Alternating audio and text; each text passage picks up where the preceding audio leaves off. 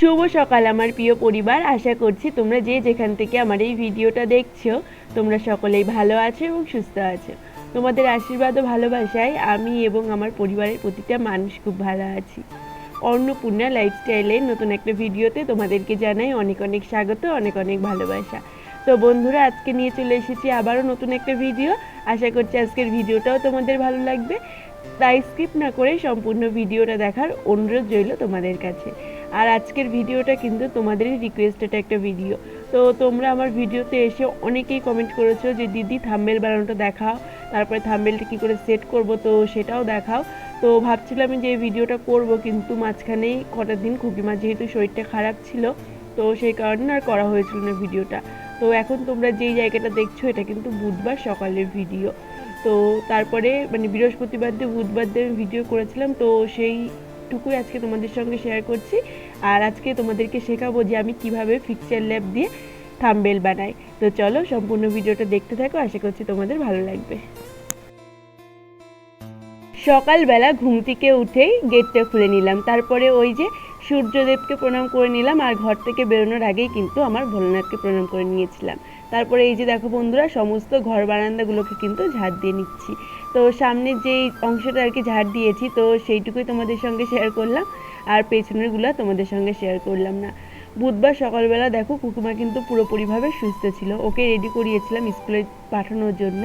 ওর এখন পরীক্ষা চলছে, তো সেই কারণে দেখো সকাল সকাল ঘুম থেকে উঠে কিন্তু কুকুমা রেডি হয়ে গেছে পরীক্ষা দিতে যাওয়ার জন্য। সকাল থেকেই ঘুম থেকে উঠেই বলছিল যে মা আমার না মাথাটা একটু ব্যথা ব্যথা করছে। তো আমি ভাবছিলাম হয়তো হঠাৎ করে ঘুম থেকে উঠেছে, তো সেই কারণে হয়তো বলছে যে আমার মাথাটা ব্যথা ব্যথা করছে।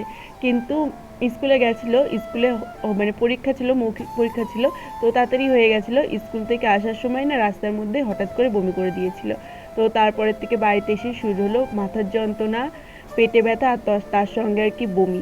তো সারাটা দিন ধরে আমার মেয়ে কিচ্ছু খায়নি, মানে যা খাচ্ছে ওষুধ খাচ্ছে, ওষুধে কিন্তু বমি হয়ে যাচ্ছিলো। আর সারাটা দিন ধরে আমার মেয়ে ভীষণ পরিমাণে কষ্ট পেয়েছে। আর জানো তো আমাদের ঘরে না সবসময় আর কি ওষুধ রেখে দিই, বাচ্চাদের কখন কোনো সমস্যা আর কি পড়ে, তো সেই কারণে সব ধরনের ওষুধই আমাদের ঘরে থাকে, বাচ্চাদের বড়দের সবার ওষুধই আমাদের ঘরে থাকে। তো সেই কারণে সঙ্গে সঙ্গে ওষুধটা খাইয়ে দিয়েছিলাম, ভেবেছিলাম যে হয়তো কমে যাবে, কারণ মাঝে মধ্যেই না কুকুমার পেটে ব্যথা করে। তো এর আগে ডাক্তার দেখিয়েছি, রিপোর্টও করেছি, তো সমস্ত কিছুই ভালো ছিল। তো সেই কারণে আর অতটা আর কি টেনশন করেছিলাম না। তো আগের দিন তো গেছিলাম পুজো দিতে, সেদিনকে না বৃষ্টিতে ভিজেছিল, আর সকালবেলা ভাত খেয়ে গেছিলো, আর বাড়ি আস্তে আস্তে অনেকটাই বেলা হয়ে গেছিলো। হয়তো এইসব অনিয়মের জন্যই পেটে ব্যথা হয়েছিল, তো আমরা সেটাই ভেবেছিলাম। তো ভেবেছিলাম যে হয়তো কমে যাবে আর কি। তো ভেবেছিলাম যে একটা দিন দেখি বাড়িতে যে ওষুধগুলো রয়েছে ওষুধগুলো খাইয়ে দেখি, না কমলে তারপরে আর কি ডাক্তারের কাছে নিয়ে যাব। কিন্তু বিকেলবেলার পর থেকে মানে রাত্রিবেলার দিক থেকে কিন্তু আরও বেশি পরিমাণে শরীরটা খারাপ হতে থাকে। রাত্রিবেলা জ্বর আসে, তো তারপরে রাত্রিবেলা সারা রাত ঘুমাতে পারেনি, বমি করছিল। তো তারপরে রাত্রিবেলা যখন জ্বর এসেছিলো তখন হচ্ছে তোমার ওষুধ খাইয়ে দিয়েছিলাম, জ্বরের ওষুধ খাইয়ে দিয়েছিলাম। তো তারপরে না ওই সারা রাত জাগার পরে ভোরবেলার দিকে সকালের দিকে একটু ঘুমিয়েছিল। তো সকালবেলা উঠে আর আমরা কোনো রিস্ক নিইনি, সকালবেলা ঘুম থেকে উঠে ওকে নিয়ে চলে গেছিলাম হসপিটালে। যে হসপিটালে নিয়ে গিয়ে যদি ভর্তি রাখবে, আর যদি কোনো অসুবিধা না হয় তাহলে ওরা তো দেখবে, দেখে বুঝবে, তো যা হয় হবে, আগে তো হসপিটালে নিয়ে যাই। তো তারপরে হসপিটালে নিয়ে গেছিলাম, আর হসপিটালে নিয়ে যাওয়ার পর ওইখান থেকে ডাক্তার দেখে বললো যেহেতু বাচ্চা মানুষ, তো সেই কারণে প্রথমে হসপিটালে ভর্তি না রেখে আমরা কিছু ওষুধ লিখে দিচ্ছি, এগুলো খাইয়ে যদি কমে তাহলে তো ভালোই, আর না কমলে তারপর হসপিটালে নিয়ে আসবে। তো তারপর ওইখান থেকে ওষুধগুলো কিনে তারপরে বাড়িতে নিয়ে আসি। তো ওইখান থেকে কিছু একটা ওষুধ খাইয়ে দিয়েছিলাম, আর রাস্তার মধ্যে আবার বলছিল পেটে ব্যথা করছে, তো সেই কারণে রাস্তার মধ্যে দাঁড়িয়ে আরেকটা ওষুধ খাইয়েছিলাম।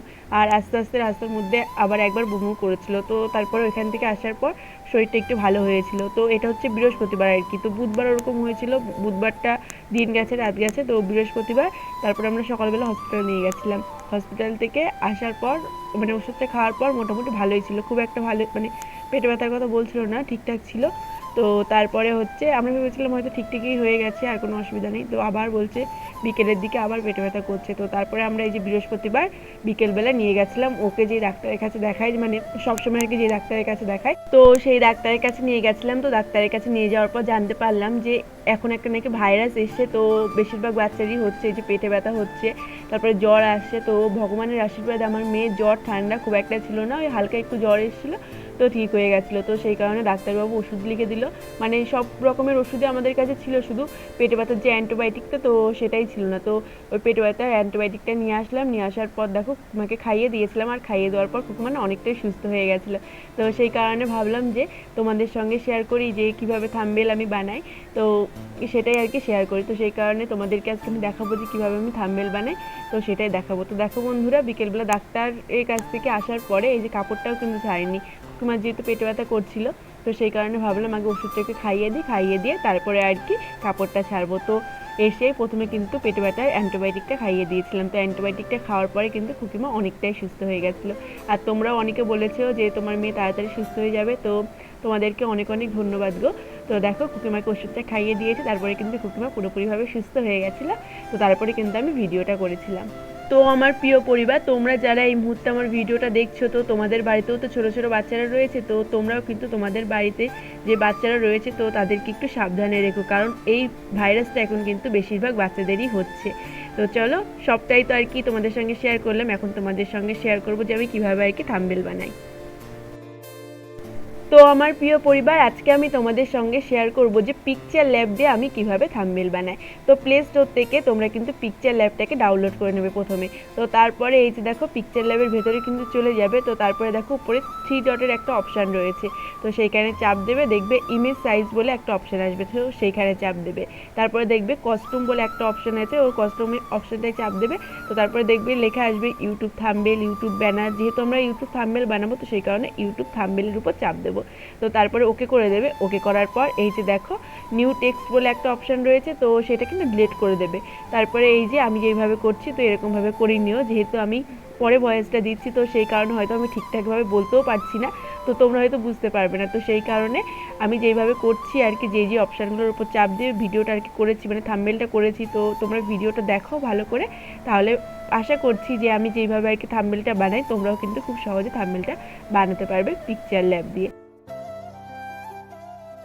তো দেখো বন্ধুরা, উপরের দিকে প্লাসের একটা অপশান রয়েছে, তো সেই প্লাস অপশানটাই তোমরা চাপ দিলে কিন্তু তোমরা এখানে কয়েকটা লেখা পাবে। তো ওর মধ্যে লেখা থাকবে যে ফ্রম গ্যালারি। তো ফ্রম গ্যালারিতে চাপ দিলে দেখো তোমাদের গ্যালারিতে যেই ছবিগুলো রয়েছে তো সেখানে তোমাদেরকে নিয়ে যাবে। তোমরা থাম্বনেল বানানোর জন্য যেই যেই ছবি আর কি ব্যবহার করবে তো সেই ছবিগুলো নিয়ে নেবে। তো দেখো আমি আমার পছন্দ মতো ছবি নিয়ে নিচ্ছি। আজকে আমি থাম্বনেলটা বানাবো যে মানে বাড়ির কাজ সেরে আমি পুজো দিতে গেলাম, তো সেই নিয়ে আমি থাম্বনেলটা আর কি বানাবো। তো সেই কারণে কিছু কাজের ছবি দেবো, আর পুজো দিতে গেছিলাম তো সেই ছবিও কিছু দেবো, তো সেই সব দিয়ে আজকে থাম্বনেলটা বানাবো।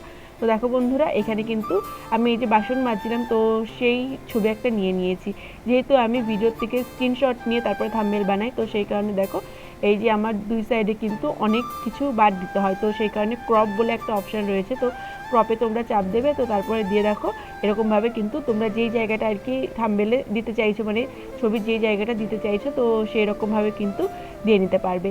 আর চাইলে তোমরা ছবিটা বড়ও করতে পারবে, ছোটও করতে পারবে।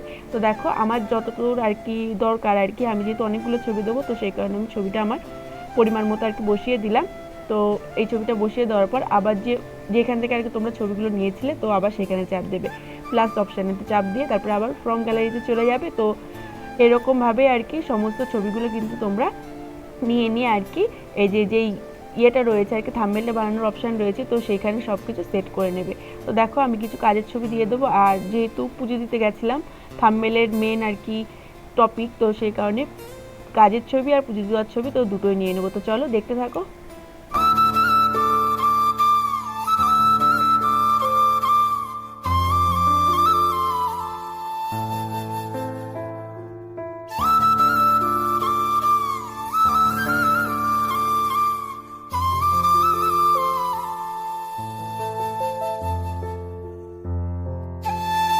তো বন্ধুরা, আজকে আমি তোমাদেরকে শেখাচ্ছি যে পিকচার ল্যাব দিয়ে আমি কিভাবে আর কি থাম্বনেল বানাই। আমি কিন্তু পিকচার ল্যাব আর পিকশার্ট তো দুটো অ্যাপ দিয়েই থাম্বনেল বানাই। তো তোমরা যদি চাও তাহলে কিন্তু আমি তোমাদের সঙ্গে শেয়ার করবো যে পিকশার্ট দিয়েও তোমরা কীভাবে থাম্বনেল বানাতে পারবে। আর থাম্বনেল বানানোটা এটা কিন্তু তোমাদেরকে কেউ হাতে ধরে শেখাতে পারবে না, তোমরা কাজ করতে করতে মানে থাম্বনেল বানাতে বানাতে কিন্তু সুন্দর একটা থাম্বনেল বানাতে পারবে। এই যে তোমরা অনেকেই বলো যে কী করে আর কি করবো, কী করে ভিডিওতে ভিউ আনবো, বা কী করে সুন্দর থাম্বনেল বানাবো, বা কী করে সুন্দর করে এডিট করব। তো এইগুলো কি বলো তো কাউকে শেখানোর জিনিস না, আর একদিনেও শেখার জিনিস না। তো এই জিনিসগুলো করতে করতে তোমরা শিখবে, মানে কাজ করতে করতেই কিন্তু কাজের উন্নতি তোমরা করতে পারবে। তো আমিও কিন্তু পারতাম না, অনেক ভুল করেছি, অনেক মানে করেছি, করার পর কিন্তু কাজগুলোকে করতে করতে করতে করতে এখন আর কি যেটুকু পেরেছি তো সেইটুকু তো তোমাদের সঙ্গে শেয়ার করছি। তো দেখো বন্ধুরা, আমি কিন্তু থাম্বনেলটা আমার যেই কয়টা আর কি ছবি লাগবে তো সেই সব ছবিতে আর কি উপরের যে ছবিটা তো করে নিচ্ছে আর কি, মেন যে ছবিটা রয়েছে, ঠিক আছে। তো তোমরা কিন্তু তোমাদের আর কি যেই মানে টপিক আর কি ভিডিও করছো তো সেই টপিকের উপরেই থাম্বনেল দেওয়ার সবসময় চেষ্টা করবে। তো আমার যেহেতু টপিক আজকে যে বাড়ির কাজ সেরে আমি গেলাম পুজো দিতে, তো সেই কারণে বাড়ির কাজের ছবি আর পুজো দেওয়ার ছবি তো দুটোই কিন্তু আমি আজকে থাম্বনেলের উপর রেখেছি।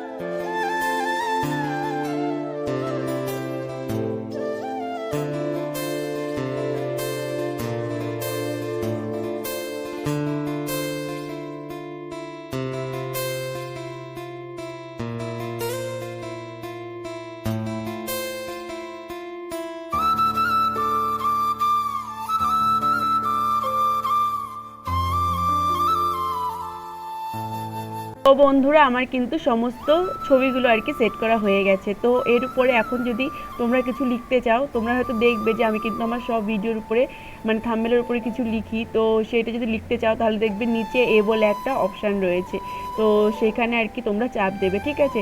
চাপ দেওয়ার পর এই যে দেখো তোমরা যেটা লিখতে চাইবে তো সেটা কিন্তু এখানে লিখে নিতে পারো, অপশান রয়েছে। তো আমি লিখেছি যে সংসারের কাজ সেরে গেলাম পুজো দিতে, তো সেটাকে দেখো আমি লিখে নিয়েছি। আর লেখার পর লেখাটা কিন্তু যেখানে সেখানে রেখে দিলে হবে না, লেখাটা এমন জায়গায় রাখতে হবে যাতে তোমার প্রত্যেকটা ছবিগুলোও ভালোভাবে দেখা যায় আর লেখাটাও ভালোভাবে দেখা যায়। তো সেই কারণে সেই চেষ্টা করেই কিন্তু তোমরা লেখাটা আর কি রাখবে। তো দেখো আমি মাঝখানে রেখেছি, তো মাঝখানে রাখাতে কিন্তু আমার ছবিগুলো ভালোভাবে দেখা যাচ্ছে আর লেখাটাও কিন্তু ভালোভাবে দেখা যাচ্ছে। আর লেখাটা চাইলে তোমরা ছোটও করতে পারো, বড়ও করতে পারো, তো তোমাদের প্রয়োজন মতো তোমরা করে নিও। তারপরে দেখো লেখাগুলোতে যেহেতু আমি কালার করি, মানে লেখাগুলোকে দেখবে তোমরা আমি কালার করি, তো তোমরাও চাইলে কালার করতে পারবো। দেখবে নিচে কালারের একটা অপশান রয়েছে, তো কালারের অপশানে চাপ দেবে, তারপরে দেখবে অনেক কালার রয়েছে, তো এখান থেকে তোমাদের ইচ্ছে মতো তোমরা কালার করে নিতে পারো। তারপরে দেখবে আরেকটা অপশান রয়েছে স্টক বলে, তো স্টকে চাপ দিয়ে তোমরা কিন্তু ওই লেখার পাশ দিয়ে আরেকটা মানে দুটো কালার করতে পারো। তো দেখো আমি করছি, আমি জানি না কতটা তোমাদের বোঝাতে পারছি যেহেতু পরে ভয়েস দিচ্ছি। তো আমি যেরকমভাবে করছি তো তোমরা আমার হাতের দিকে খেয়াল রেখে কিন্তু থাম্বনেলটা বানানো শিখবে, ঠিক আছে। তো দেখো এরকম করে কিন্তু আমি এই যে লেখাটার উপর কালার করে নিচ্ছি। তো এর মধ্যে আরও অনেক কিছু রয়েছে, তো সেইগুলো হয়তো তো আমি তোমাদেরকে বলে বোঝাতে পারবো না বা শেখাতেও পারবো না। তোমরা কিন্তু থাম্বনেল তৈরি করতে করতেই আর কি সব কিছু শিখবে আর সব অপশানগুলো সম্পর্কে জানতে পারবে। তো যতদূর আমি তোমাদেরকে শেখাতে পারলাম আশা করছি তোমাদের কাজ চলে যাবে, যেহেতু ব্লগ ভিডিওর থাম্বনেল, তো আশা করছি তোমাদের কাজ চলে যাবে। তো তারপরে বন্ধুরা থাম্বনেলটা তৈরি হয়ে যাওয়ার পরে দেখো উপরে অপশান রয়েছে, তো ওইখানে চাপ দেবে, চাপ দিলেই কিন্তু তোমাদের গ্যালারিতে থাম্বনেলটা সেট হয়ে যাবে। তো দেখবে আমি হচ্ছে কীভাবে আর কি থাম্বনেলটা সেট করছি, তোমরা আমার হাতের দিকে খেয়াল রাখবে। উপরের দিকে দেখো অপশান রয়েছে, তো সেই অপশানটা চাপ দিলেই কিন্তু তোমাদের থাম্বনেলটা তোমাদের গ্যালারিতে সেভ হয়ে যাবে।